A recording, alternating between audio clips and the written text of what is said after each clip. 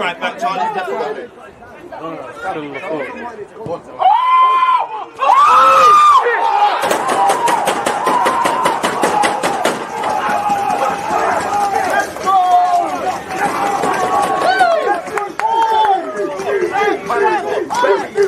People deluded, I'm back again. Come on, Ian, man. Come on.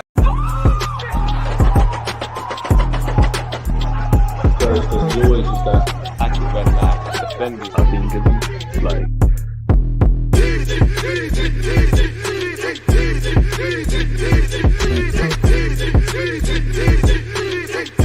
active red flag defending. I think it's like there's always just that active red flag defending. I think it's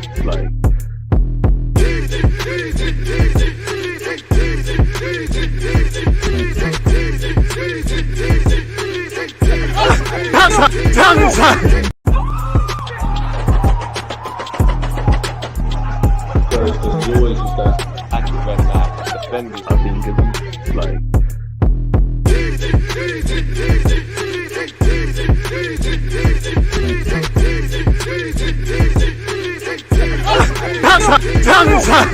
People deluded, I'm back again. Come on, Ian, man. Come on. Thank you very much, Ian Wright. People deluded, I'm back again. First things first, you made it to the end of the week. I hope that everybody's doing well and safe. Hopefully you've all moved that much closer to your goals, hopes, dreams, ambitions, and aspirations. I hope you and your loved ones are in good health. As usual, appreciative of all of you lot obviously supporting the movement and the channel and the content, etc. Sorry for the drilling, still building work's going on. We're just going to have to put up with it. Even putting me off. I think someone's trying to run up on me and that PTSD and them things. But yeah, people, appreciative of all of you lot tuned in. Any comments, get them in. Any questions, get them in. Don't forget to hit the like button. Twitch gang, we're live at 4:30 to play Football Manager 2023. If you're following on Twitch, make sure you're doing the same on YouTube and vice versa. If you're on YouTube, follow on Twitch and all of those things, people. Journey to 100k subs on YouTube, man. Reload it. You know what? I thought I reloaded it enough times, but it's just what the people want, the people get, man. there's always just that active red flag defending. I think it's like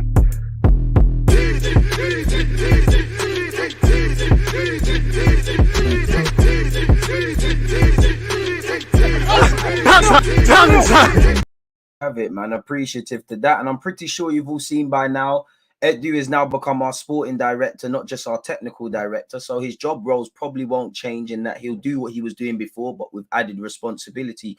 Again, we'll get into it. But the first thing I thought is, wasn't he rumoured to be wanted by this club and that club, much like a couple of our young players and our manager? So if he's been given a new job title, reading between the lines, people, has he been given a new contract then? Surely he's been given a new contract, because there was talk of him needing to sign a new deal. Would you really give someone a new, a new job title if they're not going to be here for the long term? So I'd be surprised if the next days, weeks, months, I don't know, it comes out that Edu has signed a new deal. It probably has, and it's all that's required is obviously probably just telling the masses and us normal people who aren't involved and privy to the information. Iconic intro, soon change it up. He can't sell for ish, but the signings in the last 18 months have been excellent. People are talking about Arsenal as a big club, so different from when he started. And you have to give him, Mikel Arteta, Vinay, and the players, the talent ID has been good. I agree with you. The one thing is, can we, first thing for this season, can we confirm what we're doing? Because again, the season's not done. It could get better and better. It could stay like this, which would be good. It can get worse. We're at the halfway point. So can we see it through to the end? Can we keep improving the squad? Can we tie down players to new deals? And again, it's not done until it's done, but the pace we're moving to try and get Saliba, Martinelli, Saka, and anyone else new deals is definitely better than I've seen. Every club. Free transfers are a thing that everyone's going to have to utilize. Wenger predicted it. Players are going to run down their deals. So at some point, we are going to be in that. And not just us. That's not just isolated to us. That's every other club. But tying down new deals, obviously selling people for significant money or decent fees.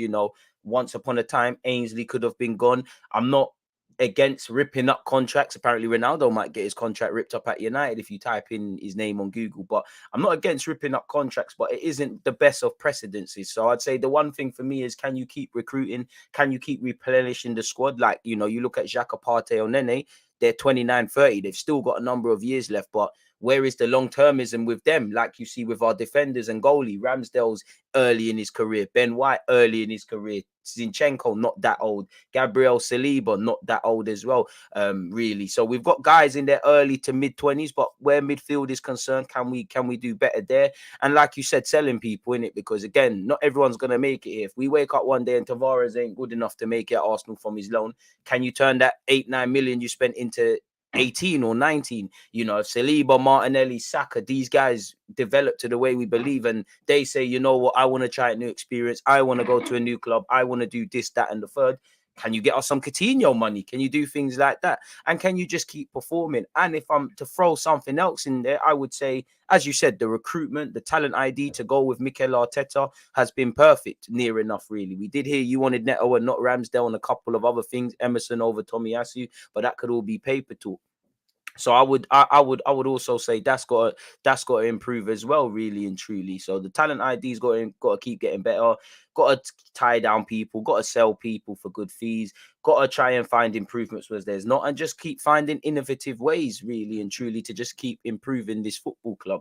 As I said, contracts are something we're not going to get away from. Better yet, but that's something that we need to get do better. And for me, long-termism, innit? And a bit like on a football pitch, obviously you need new players, but a big part as to why Arsenal's team is better right now is Arteta's obviously had time to drill in his tactics, and there's been consistencies. We've been naming near enough the starting 11, especially in defence, which hasn't always been the case. Relationships are developing in that regard, you know. Gabriel and Saliba, Ben White with Saka, obviously Ben White and Gabriel last season, Saliba and Ben White's going to be a thing at some point. The left back and the right back, the keeper with the back four, the keeper with the midfield with the defense with the strikers, etc., all around the team, really playing the same people. And off the field it's no different. You know, I don't know if it's paper talk or PR from Arteta, but from based on what Arteta says at face value, he likes working with Edu. They're growing, you know, in the same way, respectfully, Arteta is a baby as a manager.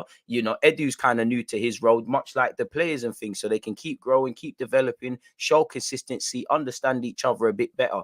I would also say as well, for me personally, since Edu's come here, we've done a lot of good work, but it's always, and I'm sure every club, you'd always want to do more. I don't think there's a single gaffer that when the summer's done, 9 times out of 10, they're entirely happy. They might be happy with their signings, but if you asked Arteta, could you have got a midfielder? If you asked United, or Chelsea, I'm sure they would say other things, but you know, it always feels, even on the best of ones, it's always one more. Like we brought in Partey, we needed 8 them times, didn't really get that done. You know, summer started well with Zinchenko and Jesus and Fabio Vieira relatively early. We didn't get over the line where midfield's concerned. You also deadline day the pursuit of Douglas Luiz, Danilo, and the rest of them. So I'd say get things done a bit more, but I think he's doing all right. You've heard he's trying to build relationships with clubs, whether that's affiliate clubs to loan people out, sharing expertise. Obviously, he's getting the right players in. You know, he's on the ball where deals. You know, Mikel Arteta signed a new deal. The young G's, hopefully they sign a new deal. Wouldn't surprise me if Edu has signed a new deal unofficially, really and truly. So it would be the only thing that for me makes somewhat sense. So we're gonna have to see how that develops. Sorry, people, I'm trying to make a timestamp, but Google Docs is frozen. No, it ain't. We're back again, folks. Edu new deal. So yeah, if we look at what has been said with Edu, people, Edu needs to bring quality players to the carpet and prove his worth. Has Arsenal moved forward under Edu? Yes. Whatever you say, the club is better. That's a fact. I don't know where I disagreed with you, really. You know, everybody, we don't win or lose together. You know, if Saka scores the winner in the Europa League final, yeah, he's the poster boy. But what about the other 10 players? What about the person who passed him the ball? What about the person who won the ball back initially, sort of thing? You know, it's not just a thing where Arsenal have done well. It's all Edu or Arteta, all the players, whether we've won, lost, drawn, whether in good, bad, or whatever. You know, the club keeps telling you, beyond which some of us know, the club keep telling us it's a collective. It's a collective. It's a collective. So this is what we're doing, really. And as I said, I'd be surprised if Edu hasn't signed a new deal and we're just awaiting an article similar to this. Edu becomes sporting director. History for him, really, because he's our first sporting director. And again, with Arteta, it works.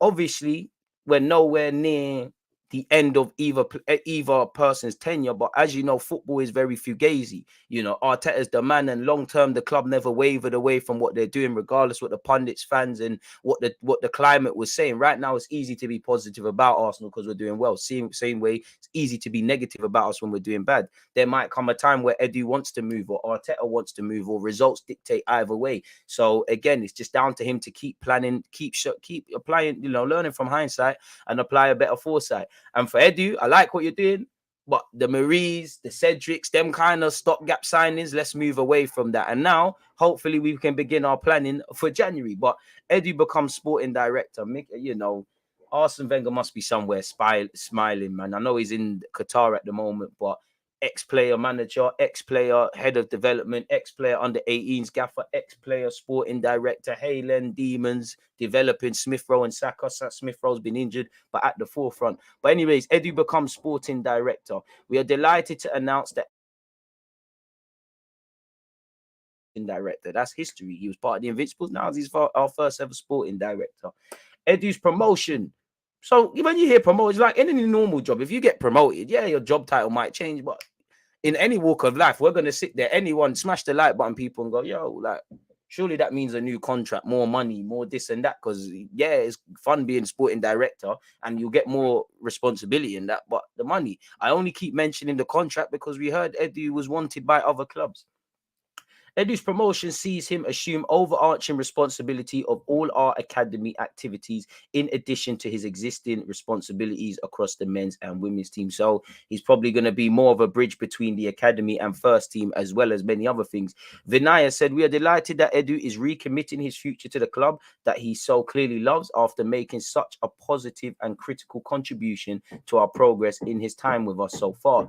Edu's promotion formalizes his already growing influence over our academy operations, and we look forward to Edu and Per working together to strengthen the integration between our men's first team and academy yet further. So that's further bridging the gap. Maybe Arteta is, you know, saying, yeah, I want to see the youth talent, but man, have to focus on the first team. You pop over to Haylen, see what they're doing, make sure that they're doing the same things the first team is doing and the under 21s at London Coley, and further confirm certain things, further keep your eyes and ears open and draw your own opinions, because obviously Sakasori is relaying him information about the academy and telling him things, and you have seen on occasion Eddie's popped up around there, but he can take Mertesaker's opinions and draw his own as well, and obviously maybe keep his eyes and ears to how we can you know, bring in the best coaches, have the best practices ultimately designed in making the best human beings come out of this football club and best footballers, whether they're going to have careers or elsewhere. Edu, a member of our Invincible squad who rejoined us as technical director from the Brazilian FA in the summer of 2019. I'm delighted to have this new role, which I see as evolution and consolidation of work of the way we've been working. We are making good progress in all areas of our men's, women, and academy. We are all excited about what can be achieved. And obviously, if we're to especially maybe jumping the gun a bit, but if we're talking about potential new players and things like that, people, maybe that tells them, listen, the technical, that anything can happen in football, whether you've signed a new deal or not. So we need to bear that in mind. But Arteta signed a new deal. The technical director has signed a new deal. If you want to force it, the women's coach has signed a new deal. Young players are signing new deals. Hopefully, Saka, Martinelli, and Saliba. Gabriel signed a new deal as well. And there's probably a couple of others. So that tells there's long-termism sort of thing. So that could be a further brownie point for any potential targets, or any, not even just targets, you know, people that can also help us. Maybe chiefs. I know we've got these roles, but a better chief scouting, you know, just better everything really and truly, not just in terms of bringing in players. So yeah, Edu said, I'm delighted to have this new role, which I see as, well, sorry, I've already said that. Lastly, he said, I look forward to building on the hard work of so many people and helping all of us grow together and enjoy more success. And I'm thankful for the trust the club has put in me. We move forward together. Hopefully so. I'm going to do a watch along for the under 21s game against Stoke tomorrow. I believe it kicks off at 12:55, completely off topic. But man, that's what you want to see. You know, hopefully we can create more memories to follow the Community Shield, the FA Cup, and obviously winning the Premier League in terms of the halfway Premier League. You know, I wish it could end right now, you know, really, you know, started off at the top in August, allegedly, and was allegedly top of the table now. I don't check the league table, so I'm not the most informed person. We just have to keep working hard. But yeah, shout out Edu for that one, really. You know, what more can you say, people? What else are you lot saying before we get into the transfer news? Ronaldo saying he hopes we win the league. Sue Messi still my goat. Shout out to him, man. He's the only one I've heard that's really got beef with City. But who knows, man? Best to give Edu that role. Best time to give Edu that role, obviously, because it's positive. If you, man, do not perform, though, that could be used as a beating stick. But let's see how he, in brackets, Edu, performs in that role. And it's like football. You score, you know, if there's a one-on-one for Bukayo Saka or Gab Jesus and they bag, it's great. If you don't, they're going to ask why you didn't. And again, I don't think we should be fickle that, you know, you completely remix what you're saying according to the sporting climate, but football's a results-driven business. If you're doing the job, you're gonna get praise. If you're not doing the job, you're gonna get scrutiny. The problem in society is that people do this with vested interest. People are never fair. People like single pillars. Like when Arsenal are doing bad, it's either just Arteta or just Edu or just the owners or just the players. Where we're all in this together, win, lose or draw, as I keep preaching. So yeah, man, with this new deal, Edu, I want to see your stamp on this team like other sporting directors. They can say they were the first to unearth now well-cast players, Mislintat, Dembele. I mean, he's got to do that, but, you know, prior to coming into this role, Edu, you know, Mislintat's been a scout. Edu, to my knowledge, has never been a scout. He's been a coordinator. Now, obviously, you should have the hookup with Brazil. Even if you're not a good scout, you should be able to pick up the phone and say, yo, Mickey, you still looking after the under-18s for Brazil? What he's about? Like, is there anyone? Okay, cool. Let me go and say, hey, Timo Lima, clear your schedule. You're going to Brazil to watch my man. These are the things we need him to do. And these are the things he does do as well, really. So it has to be, it is what it is. Credit to Edu. We've questioned his role in the club, turning the club around, but it's worth noting that he decided that hiring Arteta would be in our best interest as a club. Again, yeah, big up the fans as well. It is a collective.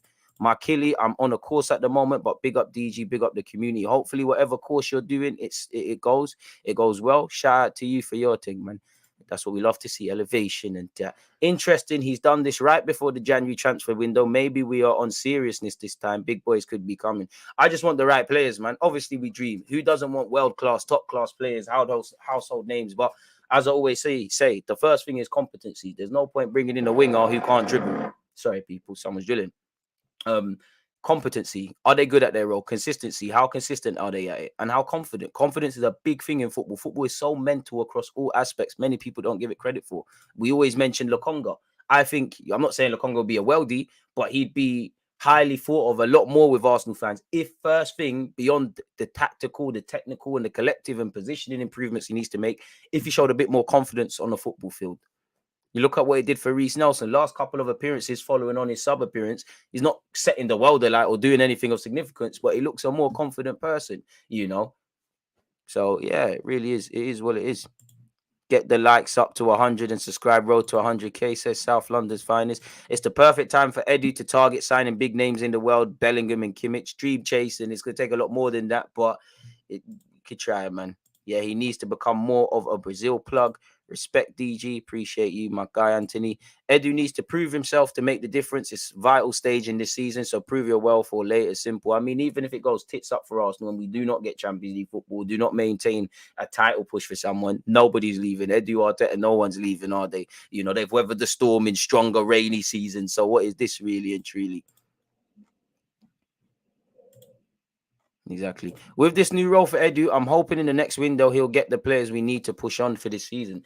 I don't think too much will change beyond the obvious. You will collaborate with Arteta. Now, it's down for you. Sometimes Edu might be on bringing in certain targets and Arteta says no. Arteta might want targets and Edu's breaking it down why it can't happen. And I don't want that to change, you know.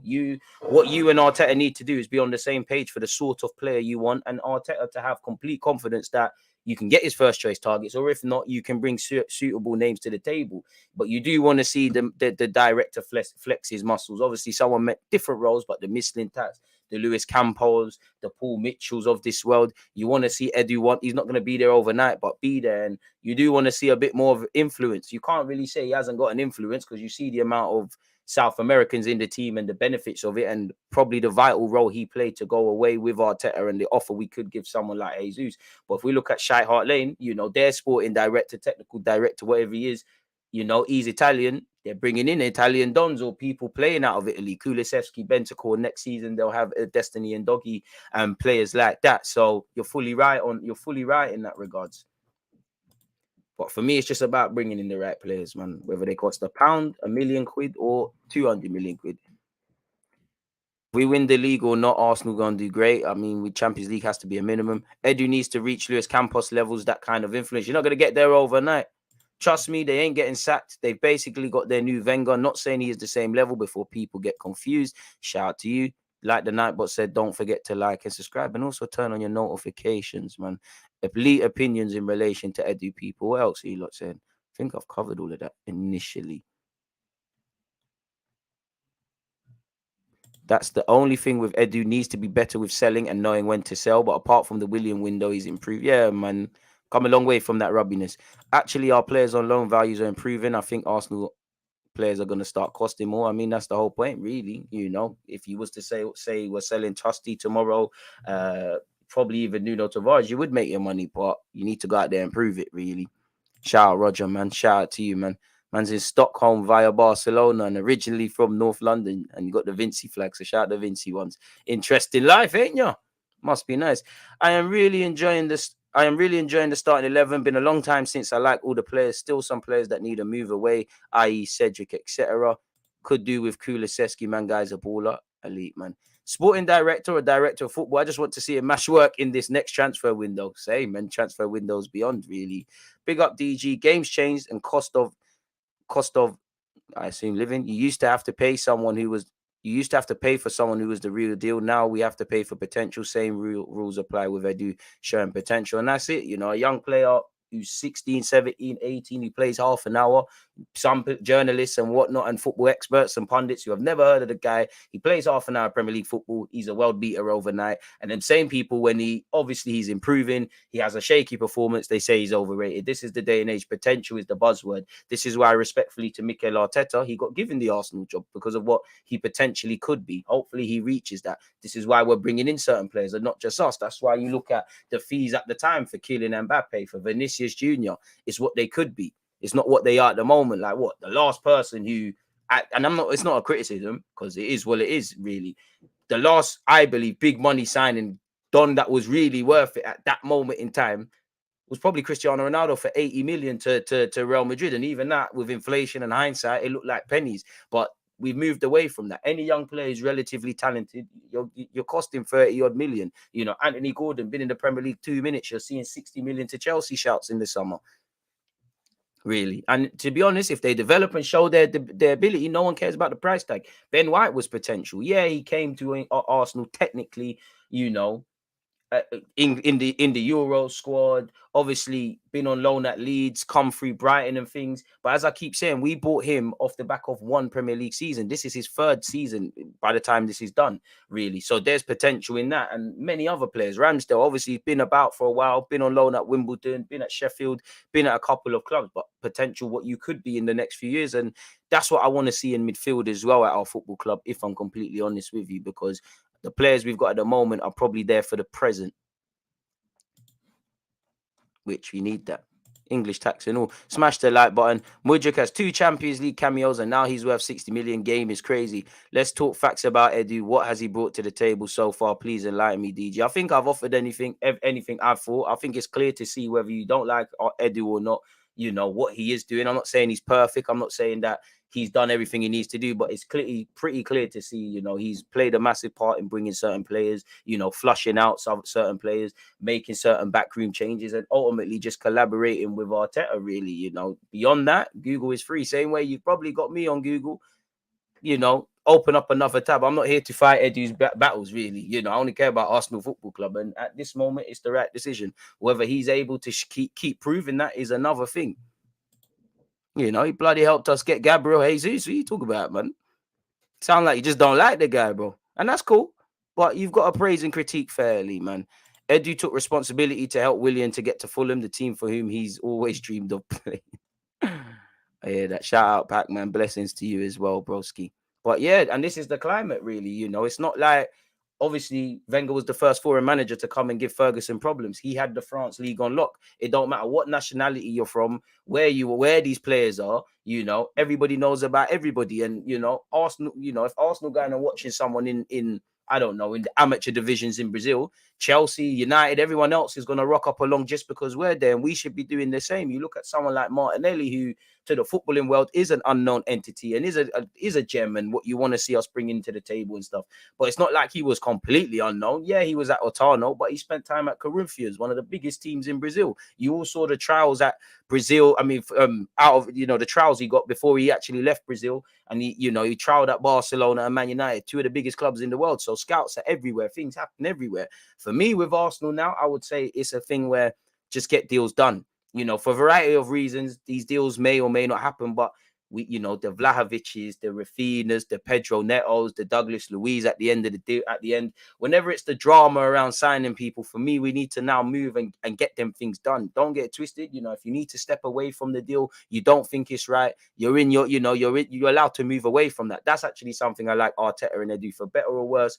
If a deal don't make sense, you can walk away. Whether you have a fallback plan is another thing, and a completely other debate. But yeah, you get where I'm going with that. So yeah, man, it is what it is. Sorry for the drillers, people. There's building work, and that's not going to go anywhere anytime soon. So yeah, man, if you ain't hit the like button, make sure you're doing such. One love to the Twitch ones as well. We're live at 4:30. I think at 3 p.m. if I can remember correctly. I've done my loan report, so it should be out after this, or in tandem with this. So yeah, make sure you're having the butchers for that. I've just dropped the link. Man said, what he do? This the first time in ages I've seen hella Brazilian man in Arsenal, and I'm here for it. Fair enough. Everyone's allowed an opinion. DG, only part of Arsenal I don't see is selling, otherwise work in progress. I mean, it's clear to see it's a work in progress. No one's without faults, so you're allowed that. Edu did some good things and some question marks, but at the end of the day, let's see if he can do it. And that's all you can give him, really. Isaac, to be fair, was we ever in for Isaac, or was that just people seeing Isaac in London and drawing 2 and 2 and getting 1 million? Really, this is the thing. We don't know what these clubs aren't doing. Sometimes you wake up and we've just bought Fabio Vieira. Sometimes you've got people like Gabriel Jesus, which is kind of publicized. Even other things like Zinchenko was from what we read, Zinchenko was more of a Arteta signing, but Edu is the one that dots the I's and crosses the T's. The gaffer only, in terms of signing someone, the manager only when he talks to a player, he obviously tells him how he's going to fit into the team, why he wants him, but dotting I's, crossing T's, getting the crucial negotiations with club and advisors is Edu's job and Edu's team and other, and the many other people that are around. That's not for Arteta. Once it gets to negotiations to that point, Arteta can be in the room, but he might as well F off back to the training ground. He needs to have confidence that, okay, I want this guy. This is kind of the feasibility of it. Boom. And it's also down, a part of Edu's job is to say no, rightly or wrongly. It's sometimes tell Arteta no in certain regards. No's not the right time to sign players. We don't have the money for this player. And likewise, Arteta might think he doesn't need certain players. He might have to sit there and say, no, we need this to happen. They have to bump heads as long as the collective is always looked after. If everybody just agrees in a business, especially a world-class, I don't like business and companies and stuff, but a world-class establishment like Arsenal, you can't have yes men. You need the collective comes first. You have to differ. You have to butt heads. And this is what these lot are on. DG, would you take a chance on Ferran Torres in January? If there's a chance to get him, Barcelona have financial problems. We could do a lot worse. So yeah, 100%. Could do a lot worse. Have done a lot worse. Why not? So yeah, man, it's an interesting, very interesting talking points with Eddie. Some people are never going to be convinced, 100% convinced on people, but it is what it is, man. All they can do, like I said, results-driven business is just give people the opportunity to prove you wrong. If they don't prove you wrong, then you prove them right, man. He plays for Toulouse. Farès. With that as well, we might as well get into the transfer news, people, just because we've started the timestamps. It'd be rude not to. In fact, let's wait till 30 past because it's just a bit better. Yeah, man. Every year they say we're linked with someone. If we wanted Isaac, he'd be in an Arsenal shirt. Not necessarily true, but you're somewhat true, man. Only God really knows. But yeah, getting into the latest news. Where should we start? Let's just start from top bottom. So yeah, again, First nonsense. Arsenal and Spurs working on same January transfer as World Cup star made available. Marcus Thuram. I mean, I'm sure we're all getting bored of hearing this, but he could be sold for as little as 8.7 million because his contract is running down. Getting quite bored of hearing this, people. You know, he's playing at the World Cup, so the 25-year-old would have a chance. He could do a lot better or a lot worse. He's also being linked with Bayern Munich, Juventus, Inter Milan, and Marseille. It's easy to put them teams there. So whether they're actually interested is another thing, but pardon me, I'm sure he'd want to be there. And he received a late call up because, as you lot remember, Didier Deschamps named a 25-man squad and kind of named his 26th man as somewhat of a wild card. So that's that. Arsenal outcast could be sold with 3 clubs keen on January deal as Arteta raises funds. Arsenal could bolster their financial resources by selling a player short of game time. Arsenal right back Cedric Suarez could leave the club in January. According to reports, 3 teams are claimed to be interested in signing the Portuguese defender. I mean, yeah, it's time to keep it moving, really. He's made 4 appearances across all comps this season, 3 all as a sub. 31 years of age, doing his coaching badges, contracted until 2024. Always mentions Arsenal's his dream. Probably a big person and favoured person off the field, especially with the Portuguese speakers. I could, and apparently genuinely believes he could play for Arsenal. I couldn't begrudge him if he wants to see out his deal. I also would like Arsenal to move him on, but even the players I don't necessarily rate and don't think they'll get game time. You know, we do need to keep bodies, and as much as if an offer is placed for Cedric in January, I think we need to do it. I'm a bit wary of several players leaving. You know, him. Apparently, El Nene's been linked with a move away, if I can remember correctly. It's here. Apparently, Arsenal will allow El Nene and Cedric Suarez to leave the club if they receive offers in the January window. I wouldn't sanction El Nene leaving. Maybe the club's got an ace up their sleeve and they've got a midfielder or 2 coming in. But definitely to help us get Champions League football, I think there's a lot of benefits El Nene could give. I'd sell El Nene if their offers there, but I'd actually let El Nene run down his deal, really, just because he can hang around like a spare part. By God's grace, we're in the Champions League next year. You kind of know what you're getting with El Nene. You know, I'd advocate for Lokonga to play ahead of him 9 times out of 10 because Lokonga's going to be here long term. But if we're just chasing 3 points week in, week out, not that he doesn't play better than this, but I'd always elect for El Nene dropping a 5 or 6 out of 10 versus Lokonga, who could be 20 million out of 10 one week, -3 the next week, and them sort of things. And we've already got a young squad with young players who, no matter how good Saliba, Gabriel, Ben White, Saka, Martinelli, Jesus, some more exaggerated than others, but that's already going to happen. So I'm not too sure I would sanction that, at least until 2 midfielders are running in. Maybe that means more minutes for Lokonga, and we see what we're doing. Obviously, Smith Rowe, who can play in midfield, will be back. Odegaard, Zinchenko, Smith Rowe, Fabio Vieira, they should all be groomed to play in that 8 role long term. But yeah, that's what that article there is saying, people, that they could be allowed to leave, both doing their coaching badges as well. I don't really want El Nene to leave in Jan unless I woke up and there's 2 midfielders, specifically an 8 and a 6, have arrived. But we already need a 6 on the best of days, really. So yeah, I mean, if you want to get rid, fair play, but you know, is what it is. But going back to that article, people, with Cedric, apparently he's got interest from Fulham. We've heard Fulham among a couple of other clubs. He's got Emre's former team in Villarreal and Bayern Leverkusen. These could all be good destinations for him. Smash the like button if you haven't. It is claimed contact has already been made between the interested clubs and the players' reps, people. So we'll have to see how that develops, really and truly. He's made 59 appearances, people. For Arsenal Football Club, including 21 last year, probably 21 too much. But yeah, if you could remove the 31-year-old off the wages, why not? I mean, January in the summer, allegedly he had offers and didn't take them. He gave an interview on Arsenal.com about how Arsenal was his dream and all of that stuff. He spoke in October, this article says, about his lack of game time. He said, "Of course, I am disappointed that I have not played yet this season. I believe since I arrived at Arsenal, I've been given positive answers on the pitch every time I had a chance to play. I thought I was deluded still. I've been working hard every day as this is the only way I know to get where you want to be." All right, let's delete it there. Of course, I want to play and I want to help the team to win and achieve its goals, and I'll grab the opportunity when I get. I like that. I don't, doesn't seem like someone that's content on the bench. Fair play. I feel I'm in great. The team, make sure Marquinhos, all the young Portuguese speakers are good, man. If they need a nice place to get a coffee, you go with them. You link up with them on the weekends. Where the football pitch is concerned, I don't think Cedric is required. But voice in the change room, hype, do all of that in it, because you've got a wealth of experience. You've played for Inter, you've won something with Portugal. There's a wealth of experience you could give in it. The competition is one thing. The second one is because he was injured for a while, says Mikel Arteta. He had a recurring injury, but now he's fully fit and he's a player that deserves to play. I want to give him the minutes because he deserves it. We deserve 3 points. So forget all of that. You know, we're out the cup. That's less games for you. This is completely irrelevant, people. But Yunus Musa, I mean, I think agent or someone was speaking about when he left Arsenal, and it was, you know, it's worked out because he's going to a World Cup. But it upset me because I definitely felt when him and Miguel Aziz were playing, don't get twisted, Miguel Aziz was good, but this guy would be in our first team. I've always said him, Gnabry, Benassi. I'm probably missing one else. For all the Rene Adelays and Marlons and all the players fans cry about, these are 3 players, I believe I said, that should be in the team, really. Where is that comment, man?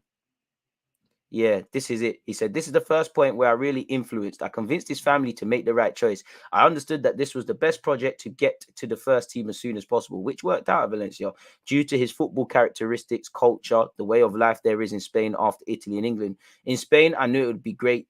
It could become devastating. The family wanted to keep him in England. It's difficult to leave a youth sector like Arsenal. Yunus took responsibility for this decision, guided by me and his brother Abdul, always present, and wanted to go. He didn't accept the Gunners contract and went away scoreless. So yeah, big up to you, man, but irrelevant now because he don't play for Arsenal. We've been linked with Farès Chaïbi. I can't say the Toulouse man's name, but he's only 19 years of age, has played 13 times. He can play as a 10, can play in a couple of midfield roles, probably more comfortable in a 10 or as a wide playmaker, but he's all, you know, he fits the profile of players we're looking to find in terms of emerging talents. And you know, if he's got scope to get better, why not, man? I think from what I've seen, you know, very good control, very good balance, a typical East African player. You know, I think he plays for Algeria at youth level. I don't think he's been capped by them, but typical characteristics. There's a lot to like about him. Obviously, he's played 13 times for Toulouse. He's still raw. There's all of them things you have to take with a bit of salt, but apparently he's only 19, but in just a few months, the Algerian midfielder quickly made himself indispensable to Toulouse. Trained at the club, the native of Lyon had never played with the professionals before August the 7th. Season. He's played 13 times, as I've stated, people, out of 15, and he scored 2 superb goals against Montpellier and Lille and has 4 assists for his name, people. You know, he won Best Young Player allegedly in October, according to this.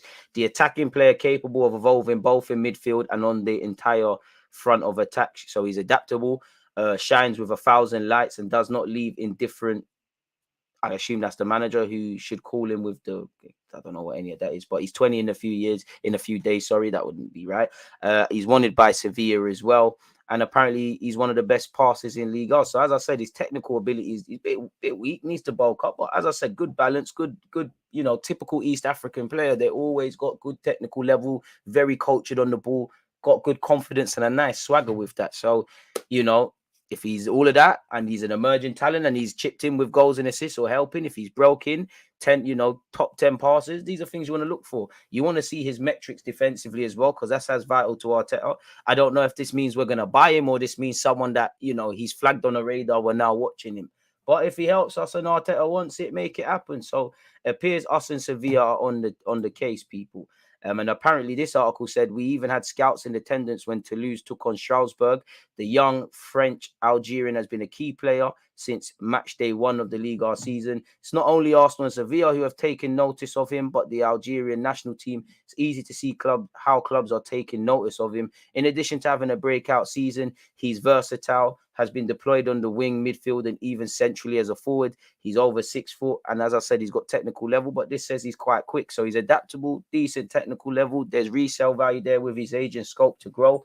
I don't, you know, he's still at the elementary stage of his senior career, still trying to be a regular like that in French league and at the club he's on. So, you know, if he's got the talent, bring him to the carpet, in it. But I only know a little bits and pieces, as I've stated. I'm not knowledgeable on him like that. But Toulouse always have a good academy, got good players. Them and Rennes, bring anyone really, whoever can sign for us. Fabrizio Romano on Mudryk said, from what I am told, Mudryk has always been happy about Arsenal's interest, both now and also back in August. He likes the club and the project, but it's about reaching an agreement with Shakhtar Donetsk. They want more than 65 million euros, so that's about 50 and some change. Whether Arsenal pay that, I don't know. But yeah, doesn't appear like away from that there's anything there. On Danilo, people, Palmeiras has plans to sell Abel Ferreira's holder, whatever that means. Google Translate not being nice, people. But anyways, ESPN found out that the Sao Paulo club intends to sell Danilo if there is an adventurous offer. So yeah, they've won their 11th Brazilian championship. We did hear they're more open to selling them in January. We're getting closer to January, aren't we? As ESPN found out, the club from Sao Paulo can negotiate the midfielder if there is an offer of 20 million euros for 80% of the economic rights it owns. The other 20% belong to wherever that is. So that's a bit crazy. But yeah, scrolling all the way down because Google Translate's not being helpful, people. According to the investigation, there are still no proposals on the table. However, Arsenal, who made an offer in mid-2022, remain interested. The same goes for Ajax, which even sent reps to accompany it. The third interested team is Monaco. We have heard AC Milan, but we hear Ajax, Monaco, and Arsenal. Based on what Monaco have been doing historically and Ajax historically and what we're doing right now, you know, this could probably even throw Shaq to the next in that this could be one of your first sort of ports or hubs into European football and develop. All three great opportunities. The way of life in Monaco alone, the fact that you probably won't get taxed, you know, the fact of what Monaco do from a sporting perspective. Same goes for Ajax, same goes for us. Hopefully we get over the line, whether it's Danilo or any other midfielder. But yeah, people, you know, we need midfielders, don't we? So it is what it is. We've already said once again, Arsenal will allow, allegedly, says Ikrem Kono, will allow Mohamed El Nene and Cedric Soares to leave the club if they receive offers in the January transfer window. Apparently, Leicester are quietly confident they can avoid losing star midfielder Telemans for free next summer, with the Foxes pushing to convince the Belgium international to fair enough. If he wants to be nice enough and say, I'll sign a 1 year so you can get money, but you got to sell me in the summer, fair play. But the way he's playing, you know, you have a decent World Cup, you can agree moves in January indirectly with Arsenal and Premier League clubs, come out right and say you've got a pre-contract agreement with foreign clubs. But allegedly, Leicester believe, and it's not over until it's over, so they do have a chance, but Leicester believe they can reach an agreement with Telemans that will stop their star midfielder leaving on a free next summer. We all know his deal, the 25-year-old's contract expires next summer. Sportsmail understands the Foxes are quietly confident that this will not happen. A new deal has been on the table for Yuri Telemans for nearly 2 years, and though he is yet to sign it, the Leicester hierarchy have maintained close contact with his reps throughout. Fair enough. If it's been there 2 years, he's going to sign it. The alternative would be for Telemans to leave in January for a fee similar to the 17 million deal that took Eriksen from Tottenham to Inter Milan in January 2020 with 6 months on his deal. Leicester's transfer policy has come under heavy scrutiny in recent months, with Telemans one of a number of players who have less than a year remaining on their deals. That he joins Johnny Evans, Soyuncu, Amati, Mendy, and Jose Perez, apart from probably Soyuncu and the experience that Evans could have, but apart from Soyuncu and Telemans and maybe the fact that the club has just allowed this to happen and not brought others, are Leicester really going to be vexed about that? This is, well, Amati plays quite frequently because they've got a lack of depth, but these are all bit part players. They tried to get Mendy moved on, really. You know, the next Kante shouts didn't work. You know, you can't just sign 5-foot-odd black youths in midfield and think they're all going to be Kante. I know the papers disagree with that. So, yeah, these lot can all agree moves for free in Jan, which for Soyuncu, I don't think he's amazing, but there's money to be made, innit?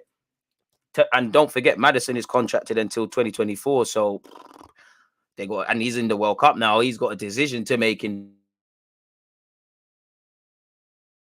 form for much of 2020. The Belgium hit his stride again in recent weeks, scoring spectacular goals in wins at Wolves and Everton. He has long been on the radar of Arsenal, but the Gunners were reluctant to pay in the summer the £25 million asking price, people.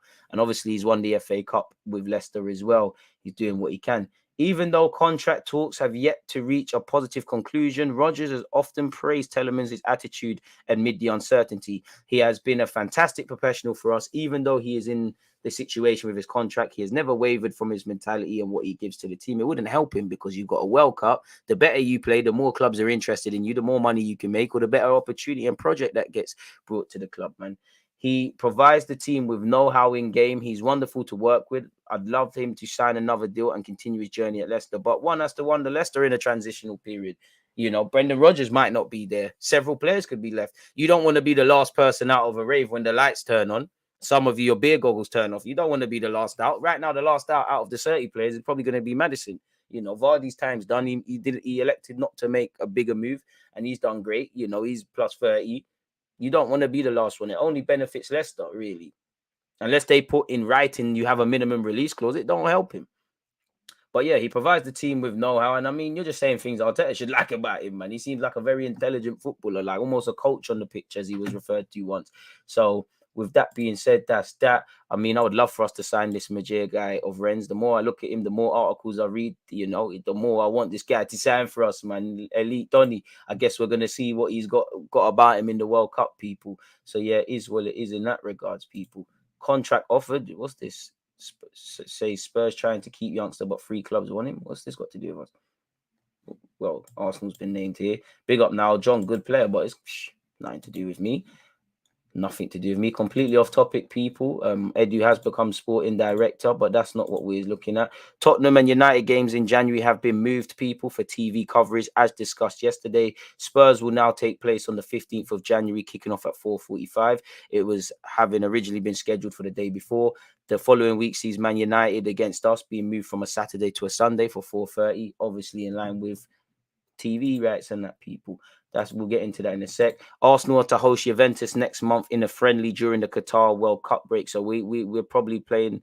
We heard we're playing Barcelona and Juventus. Juventus are playing Barcelona and us. So everybody's playing everyone. We probably got a couple games against Watford when we come back, and obviously over there in Dubai, not far from Qatar, we'll be playing Liverpool and AC Milan. So in a bid to keep ticking over. So yeah, we're set to play Juventus at the Emirates Stadium on the 17th of December. I want to go, people.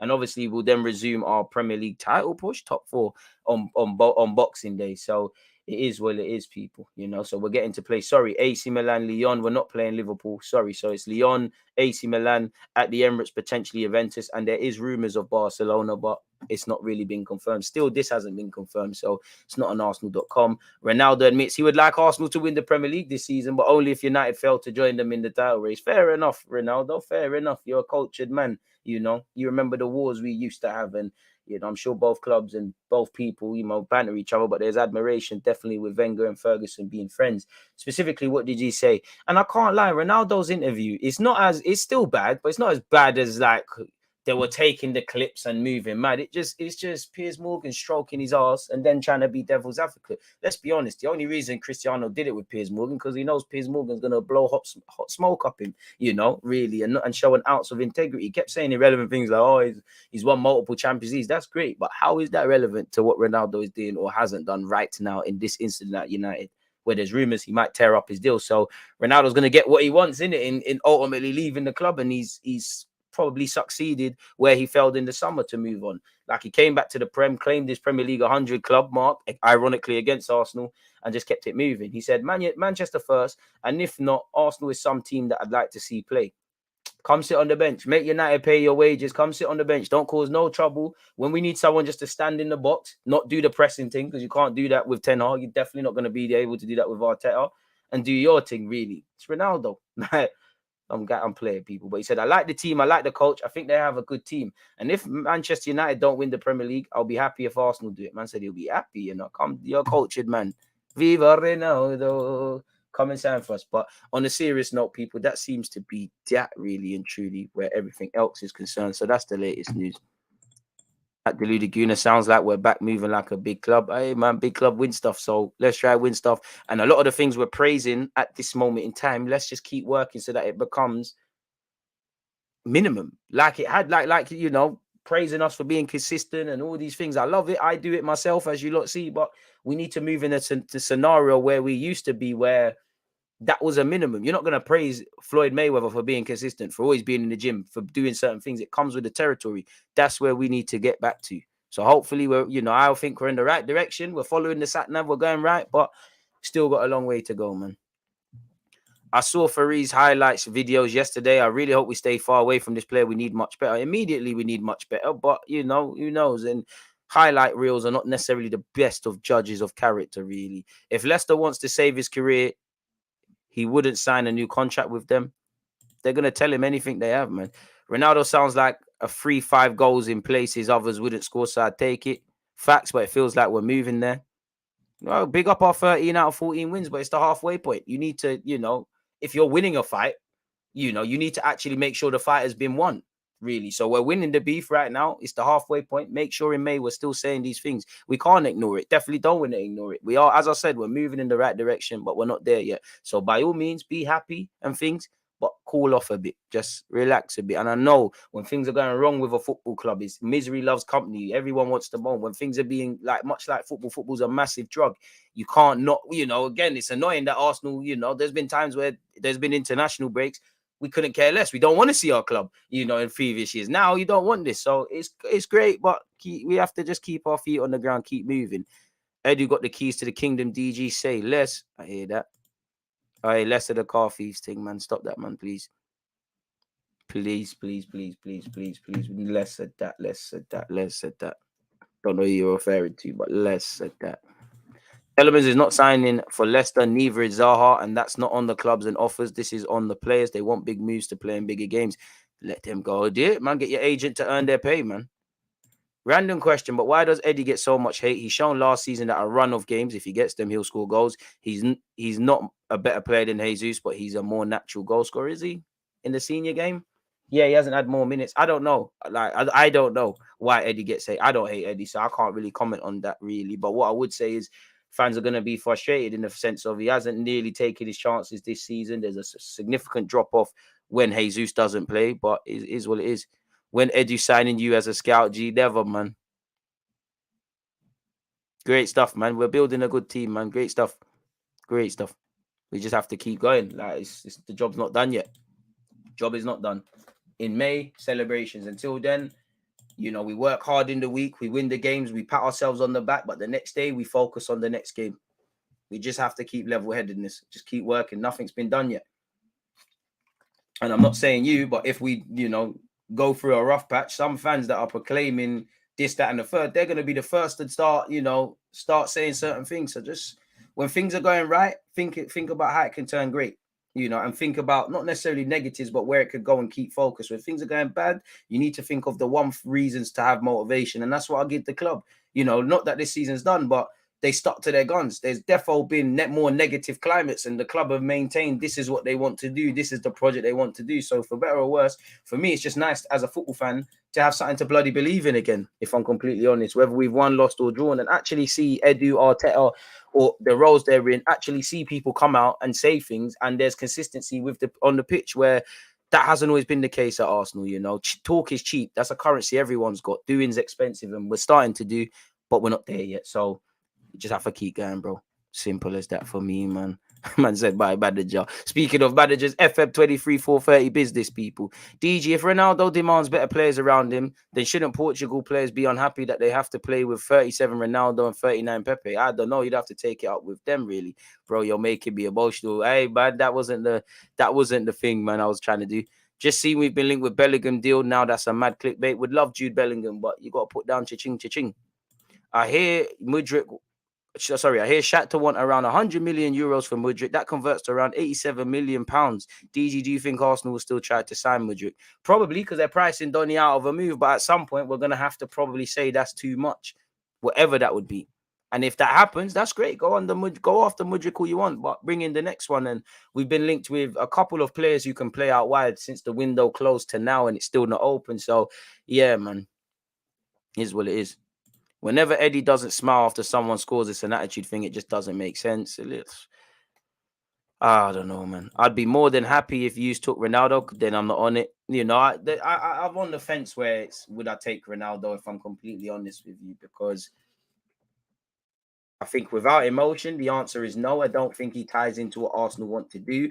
Playing devil's advocate, Ronaldo's Ronaldo, innit? You've been trained by Jose, with respect to Arteta, Jose, Sir Alex Ferguson, Carlo. You might, if Arteta asks you to do something or you don't agree with him, you might look at him and say, "Who's this brother?" Ronaldo, if Arteta says, "I want you to walk to the left," he'd be like, "Well, Ferguson said we need to walk to the right." Obviously, you see not really a player power thing at United, but there's probably some players that still listen to him, and we've already got rid of big characters or whatever, the Ozils, the Alexises, Ozil and Aubameyang. It wouldn't make sense, and it doesn't make sense from a sporting perspective as well, because you can't press under Ten Hag. How are you going to press here? You seem like you've got a reluctantness to accept that you are now a squad player. You might start games. You might also have to come on the last 10 minutes of games, and he talks about the new gen, and I don't think he's wrong. He talks about the new generation and all of these young players, but then you kind of you're kind of a hypocrite, because then you're saying a player like me doesn't come on the last 2-3 minutes. I hear you. You're right, bro. That it is a violation. But then surely it's about, if you believe young players got ego, surely it's purely just an ego thing. We all know there was a bit of game playing with Ten Hag, but surely that's an ego thing, not coming off the bench. So I do think he was a hypocrite. Not to mention the wages he would, want and things like that. And it just doesn't make sense. But it's Cristiano Ronaldo, isn't it? To say he's played for your club, regardless of it being that Ronaldo, to say he's played for your club, to obviously some point watch one of the best ever at the Emirates. I'm sure Mikel Arteta would love the chance to say I've managed one of the best evers, if not the best ever. So there's he's better than Balogun, who's not here, and he's better than Eddie Nketiah. And if we needed someone, gun to our heads, we needed someone to score. There's that. Also, with him being able to jump about 20 foot into the sky, the set piece coach would love it, and it probably helped him doing defensively. And there's a wealth of experience he could give to people. Whatever potions you take, come to this club and give Smith Rowe and Saka and Martinelli them potions that you've been taking to take you to the next level, and we're laughing. But yeah, man, it makes no sense for Arsenal to bring Cristiano Ronaldo to the football club, and it hasn't been that really. You hear him, Man United allegedly want to rip up his deal and things like that, rip up his contract and all of that because of what's being on, and that's what Ronaldo wants. He wants to leave, innit? Mendes tried to offer you around in the summer, probably has been trying in these months that have been gone. Now it's okay, I'll give up some of my money and then keep it moving. Really and truly. And on the topic of Ronaldo, we might as well look at 1-2 things. Apparently, beer has been banned in Qatar as well, people. So yeah, a lot of people who can't have fun or watch a game without booze are going to be in issues. And I mean, it's a Muslim country, alcohol's haram, so I can't really say it's a shocker, really. But yeah, just to humor you lot with this Ronaldo stuff. Manchester United exploring cancelling Cristiano Ronaldo's contract.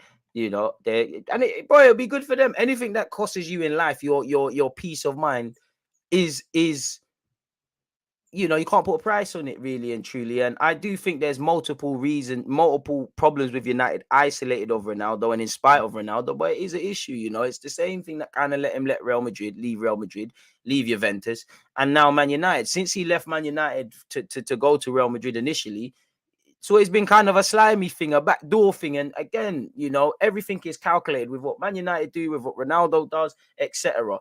As I always say, when was that interview recorded with Piers Morgan? When? Because nobody knows. Why was it dropped then? Because he's going off to Portugal. It's not like if he did it a month ago, he still has to rock up at Carrington, get side-eyed by everybody. He's effing off to Portugal international duty, and then he might not even return. Some even journalists based around Man United are sitting there and say, well, no one expects him to be back. This is what the man wants. Forgoes a lot of money, but where he goes, I don't know. He's been linked with Bayern Munich as well. But apparently they're exploring the possibility of terminating his deal. United have started a legal process against Ronaldo for breach of contract, though the club must go through a set of procedures before potentially sacking the Portugal international. So there's a lot of red tape. We all know the interview he conducted and all of these sort of things, people. Apparently, Manchester United said we would not be making further comment until this process reaches its conclusion. So we'll have to see, man. He said he felt betrayed by the club and all them things there. He admits that he feels being forced out of Manchester United. I mean, it's very good interview, man, from that perspective, because you are forcing yourself out. You tried to move. Ten Hag, for me as a neutral, looked like he's saying, all right, I'll extend my olive branch. I ain't got no beef with you. I'll rock with you. You gave him every reason to see you're not on this thing. So now, you're gonna get benched in these things, and then you're doing woe is me. He ain't got time to care about that, especially as he's doing similar to what Arteta is doing. You're trying to have a new mentality. It can't be one rule for Ronaldo and the next rule for others. That's being said, in life, there are different rules. If you've got a top striker like Aubameyang being late, you're scoring goals. It's not calm, but you've got an olive branch. If you're messing about and your form on the pitch is messing about, there's issues. I always give the example about a stock trader. If you've got two stock traders, you do your typical 9 to 5 hours. The guy who's good rocks up at 10, he rocks up at 10, 11, but he's bringing in the most money and he's keeping the business afloat. He's going to get let off with things. And my man comes on time. His shirt is never unbuttoned. His shirt is never unbuttoned. His tie is never out of place, but he's not the guy. The one time he might be late or not come in, there might be question marks. So I do think I do think he spoke the truth, but I did think he did very well in playing the victim from what I saw of the interview, really. And again, Piers Morgan blowing smoke up his ass. And you have to remember, why is he gone with Piers Morgan? Because Piers Morgan's going to let you tell your story non-partially in the way you want, you know. So it is what it is. He said, some people feel I don't. Probably not, because they saw what was going to happen, really. And then he's saying, if you don't have respect for me, I don't have respect for you. Bro, where does Ten Hag disrespect you? You are being a hypocrite. No one's hands are clean. You know, I don't think you're wrong in a lot of what you said, but yeah, it's a bit of a mad thing, really. I didn't leave Manchester United because I was happy at the club. Why are you lying? The move didn't bang. You tried. It didn't bang. You know, Lisbon, Chelsea. Chelsea had Tommy Tuchel not vetoed it. You could have been there. Sporting Lisbon, unless you forgo a lot of wages, you're not going to rock up at there, Napoli or Dortmund. Obviously, he still wants to achieve things, so he was always going to reject the lucrative offers from from Saudi Arabia. You just like, you're not wrong, but you're lying, man. Like, no one's hands are clean, innit? And United need to do what Arsenal did with Ten Hag, rub this guy out, really. You know, if singing from the same hymn sheet, you wouldn't want Ronaldo in your team. But you know, there's a lot of things that need to improve off the field, as Ronaldo said. But on it, you know, you can't have one rule for one and one rule for the other. As much as that there is something with that, especially around the mavericky talents. And obviously, you got to remember, Ronaldo's one man of a 20-odd squad. Think about it. Do you want to, no matter how good someone is, would you rather one guy lose one guy or lose the rest of your team? Especially because now that they dropped and they're putting in results. You know, if you lose the rest, Ten Hag's lost his job. So forget him. Really, probably should have never came back. And this is why you should never. Obviously, he got his 100 goals, and there's been some good moments, and he did score a lot of goals last season. So you can't really argue with that. But it's never, you know. This is why you never go back to your exes or previous love interests. You remember the good, you forget the reason why the man them split up, which isn't quite fair to Ronaldo, but yeah, really.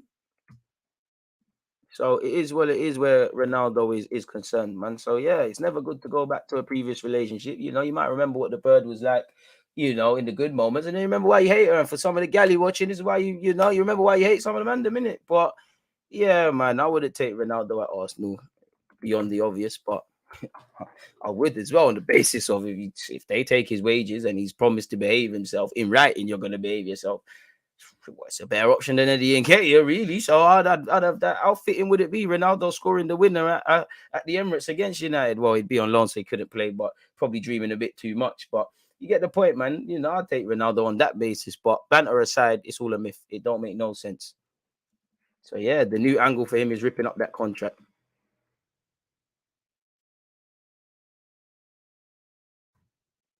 Yeah, that's that. Don't know how we quite got there, but this is what I love about the footy chats, people. Still not at 100 likes, people. You lot are doing me dirty, man. 6 more likes. The engagement level's on the floor, isn't it? But we keep working. Pardon me. Facts. But it feels like we're moving there. I think I saw that already. I'm not taking Ronaldo or Arsenal. Arteta's finally got rid of big egos and got his own players, and they're playing his style. Don't need players who are about themselves. I mean, I agree, but generally speaking, why having an ego bad about things? All the best players have egos. You know, obviously you need humility, you know, which Ronaldo isn't necessarily displaying right now, but all the best players, Cantona had an ego, Henry had an ego, Adams had an ego, Bergkamp had an ego. Obviously it's projected in different ways. Wenger had an ego, Sir Alex Ferguson had an ego, Arteta has an ego. Some of these players have egos. If you ain't got an ego, what are you doing? Too many times in life, egos are attached to lacking humility, being too full of yourself, which isn't the case. You need an ego. That ego gives you a swagger. That ego is the reason why you believe in yourself, sort of thing. So just generally speaking, but I'm with you with that. I'm with you on that. DG, I've already saw that Ronaldo comment. Sorry. Have to keep going game by game. Arsenal, there are areas that needs work. Transitions in defense at times could cost the game, but let's see what happens. But I would take a trophy in top 4 if in a title race near the end of the season. Then let's go. But right now we'll see. Can't disagree with any of that, Ben. You ain't told no lie there. Ronaldo has the talent, but it is the, you know, I can't say that word, of what we want. Too much ego, too old, too much of me. Sounds, bro, just take your knickers out of a twist. Someone just needs to slap him and put your pants up, man. Pattern up. For me, Ronaldo would be good on the bench. We don't want a warm bench. Come in if we need a goal, but he made a problem in United actually because of this. He doesn't want to play off the bench. Ronaldo couldn't keep up with the Arsenal press and play we would send him into retirement, get him to the MLS is the best option. Can he go America? A lot of Arsenal players are under 25. They most likely grew up idolizing Ronaldo, would definitely have an influence. Ronaldo is talented, but I don't know. I just think the drama isn't worth it all. The way he's been playing, he needs to take a wage cut. Aubameyang got rid of Arteta, got rid of Ozil and Aubameyang. It's a no from me. You man are nice calling Ronaldo talented. I mean, the guy's talented, bro. Look at what he's won and done. Ain't no Lionel Messi in that, but come on now, bro. If Ronaldo isn't talented, this is the wickedest thing about football, you know. Whether we like Ronaldo or not, respectfully, be like the guy's won all there is to offer at club level. You know, one of the best players ever. And you got people on the internet saying you ain't talented. If you ain't talented, what the hell is all of us?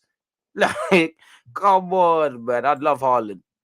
My barber thinks he's just being a chatty patty, but Ronaldo admitted it's just business for him now, so it would definitely help. Hear that? Why didn't he just wait out 6 months, collect his P's and bounce in the summer? Because you're not on that.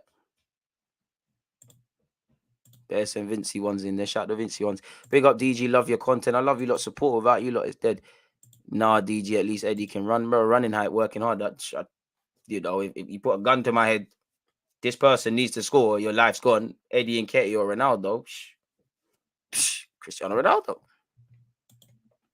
I'm only taking him because it's Cristiano Ronaldo and the fantasy, but I'm a no in it. Like Disneyland World, yeah. Reality, no, 100% no. With what Ronaldo is doing and stuff, it'd be more harm than good. It could more drama than good, and we don't need any more of these dramas. We got over the line with Ozil and Aubameyang. There'll always be dramas, but right now we ain't got none in it. Be nice. Tuned in, just can't get too involved right now. Working, always great content. DG, come on, appreciate all the 9-to-5ers fitting me in their schedule. Mudryk feels like Sancho to United. DG at this point, just get it done and buy a centre mid. At this point, he's joining the MV hype. He plays at this point. Mudryk's an Arsenal player. Like I've spoken about you way too much. You're an Arsenal player now. You play for Arsenal. You train at London Coley. Hopefully, you play against West Ham. Like it's long now, man. Like I've had enough. Like I really don't want to mention. I'm sick of seeing his name now. Until there's bid rejected, bid accepted, medical. I don't want to hear it now. But you know, he has kept the channel and the talking points alive when there's been none in the World Cup in it. So I'm cool with that. DG, you think we should sign Ronaldo as a backup? No. I mean, away from the Disneyland channel stuff, the actual practicalities, it's doing more harm than good. Really. So yeah, man.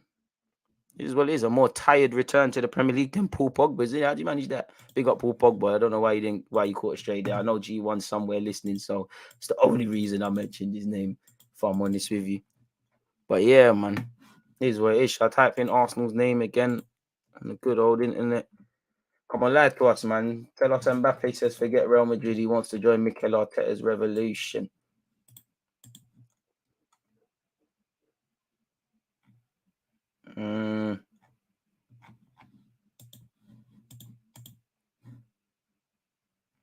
They're already calling the Toulouse the new Luis Suarez.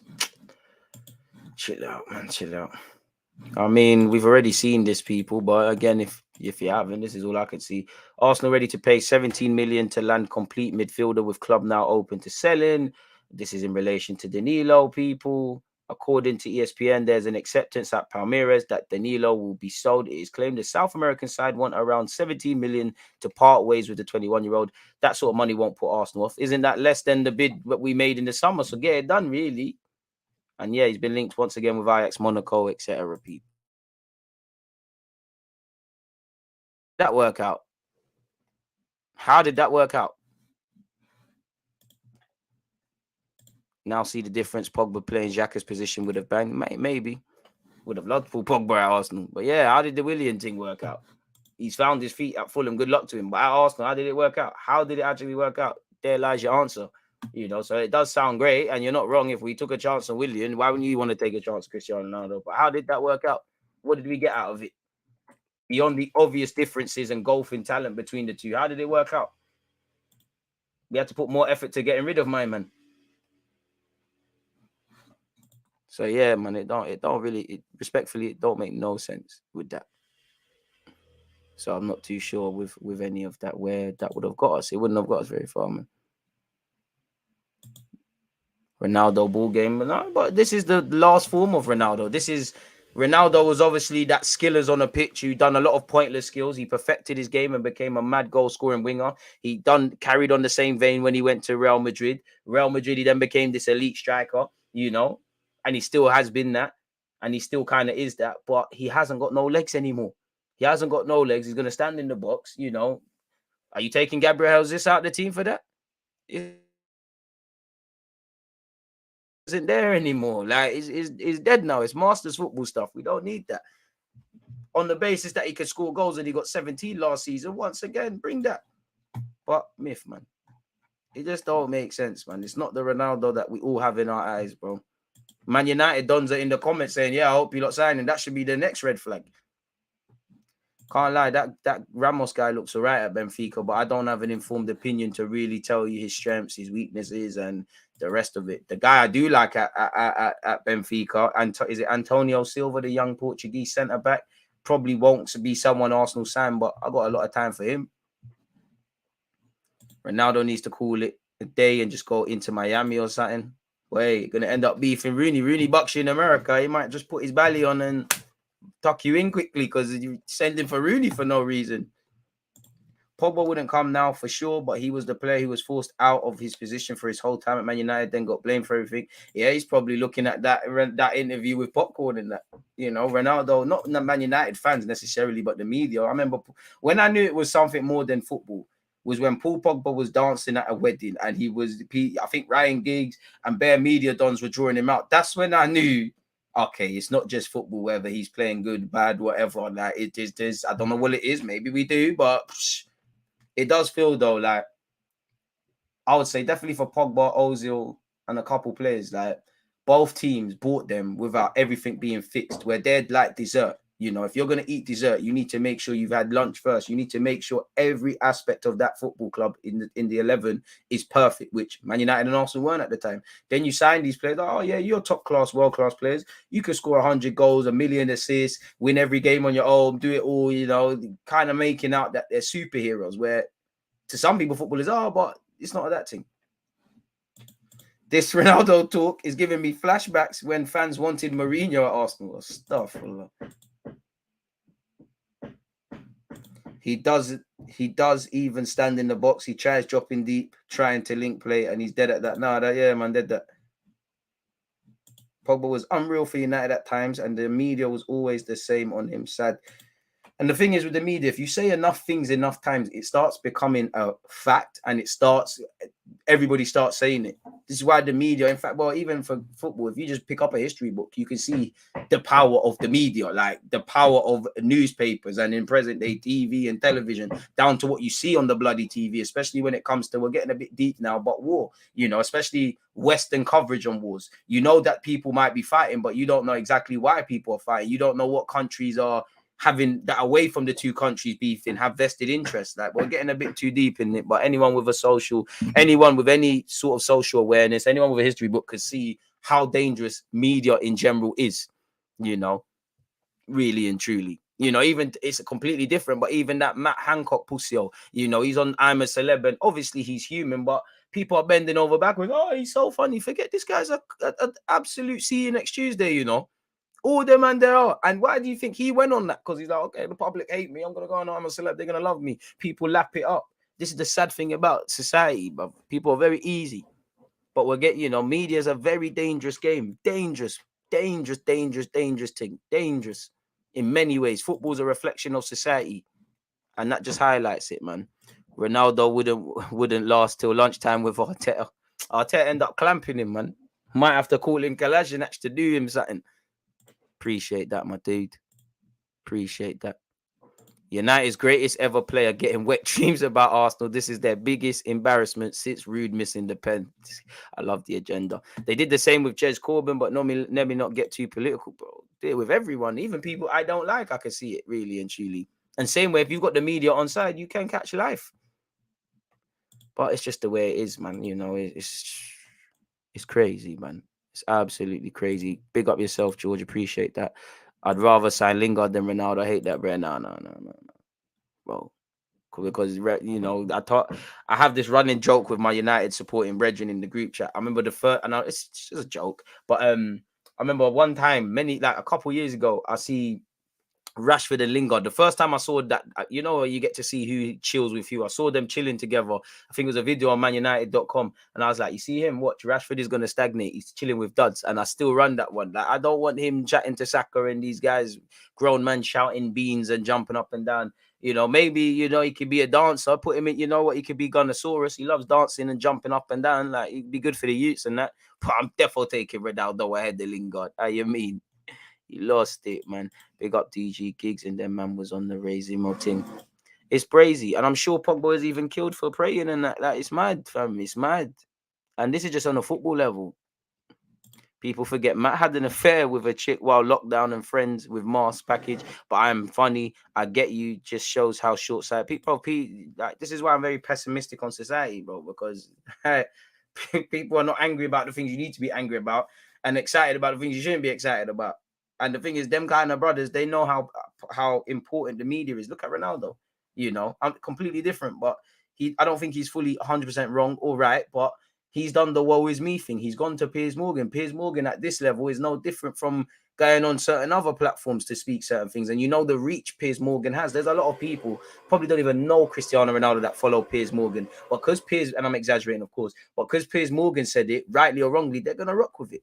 And you've seen it several times, how Beckham used to get treated, Sterling, you know, how certain people are still treated. It's crazy, you know, especially even there's many verifications, even the bloody description of players, you know, every black player.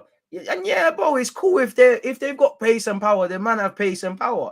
But Paul Pogba, at some point I would say power when describing him, but he's graceful, he's majestic, he's got a lovely passing range, he's a strong dribbler, he's an artist of a footballer. Them kind of pace power. Man said Kante pace power. You know, which again, if you've got that, you've got that. But it's down to the language. It's down to the language.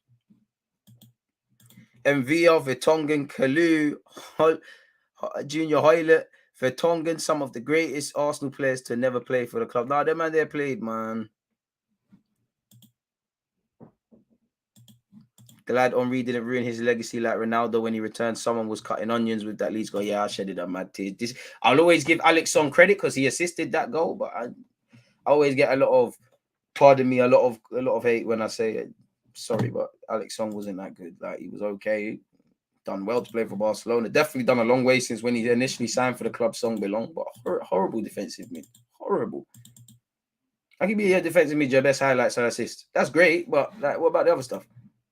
Not a Pogba fan, but no cap. Pogba's extremely gifted. You can find a like for like literally no other 6 foot bro that can move like, yeah, bro, my man's 6 foot, baby, like David Silva and Cazorla and them kind of brothers. Pogba could have been anything, man. And he's at the end of the day, he's won trophies, he's won a World Cup, but like, he could have been so much more, man.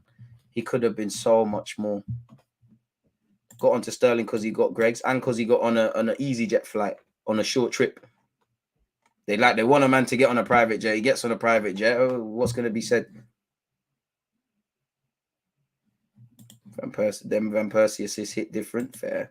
Just realized we have 4 players on track to double digits in the league. We're moving like C. Amen.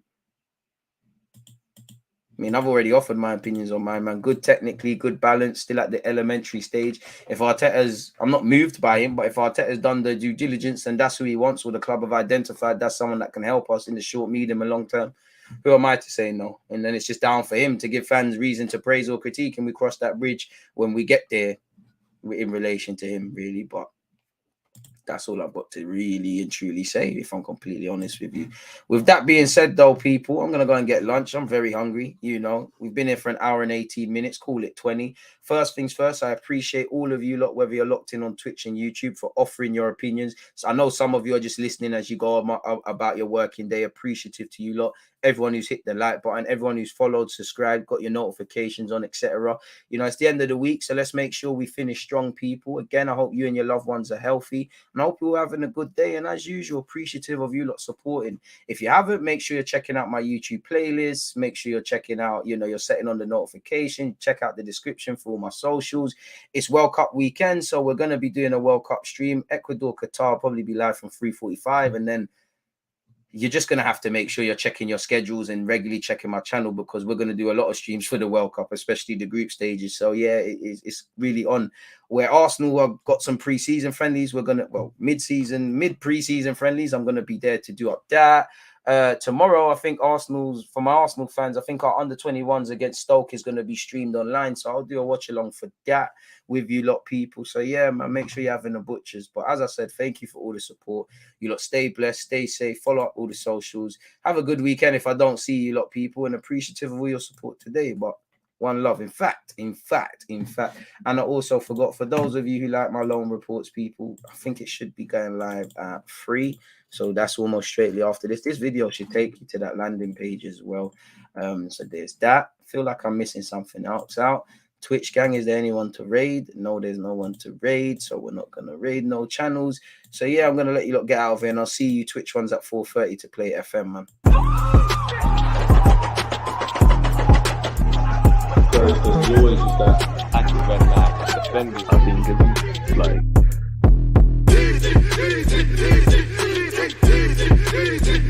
there's always just that active red flag defending. I think it's like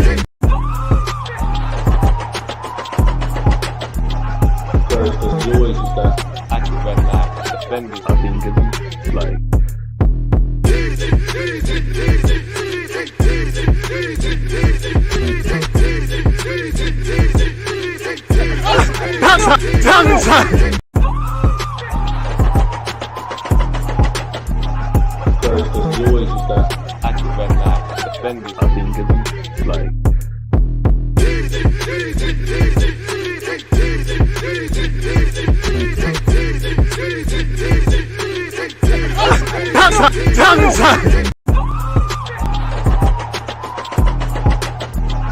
there's always just that active red flag defending. Against this right back, Charlie. Still on the floor. Oh!